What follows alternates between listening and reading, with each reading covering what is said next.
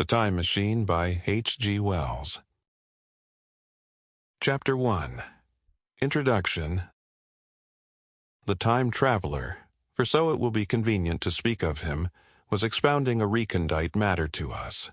His pale gray eyes shone and twinkled, and his usually pale face was flushed and animated. The fire burnt brightly, and the soft radiance of the incandescent lights in the lilies of silver caught the bubbles that flashed and passed in our glasses. Our chairs, being his patents, embraced and caressed us rather than submitted to be sat upon, and there was that luxurious after-dinner atmosphere, when thought runs gracefully free of the trammels of precision. And he put it to us in this way, marking the points with a lean forefinger, as we sat and lazily admired his earnestness over this new paradox, as we thought it, and his fecundity. You must follow me carefully. I shall have to controvert one or two ideas that are almost universally accepted. The geometry, for instance, they taught you at school is founded on a misconception.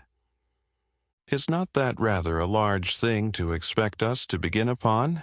said Philby, an argumentative person with red hair. "I do not mean to ask you to accept anything without reasonable ground for it. You will soon admit as much as I need from you. You know, of course, that a mathematical line, a line of thickness nil, has no real existence. They taught you that? Neither has a mathematical plane. These things are mere abstractions." "That is all right," said the psychologist. "Nor, having only length, breadth, and thickness, can a cube have a real existence." "There I object," said Philby. "Of course a solid body may exist. All real things. So most people think. But wait a moment. Can an instantaneous cube exist?"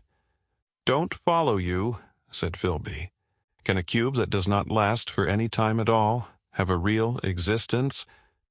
Philby became pensive. "Clearly," the time traveler proceeded, "any real body must have extension in 4 directions. It must have length, breadth, thickness, and duration. But through a natural infirmity of the flesh, which I will explain to you in a moment, we incline to overlook this fact.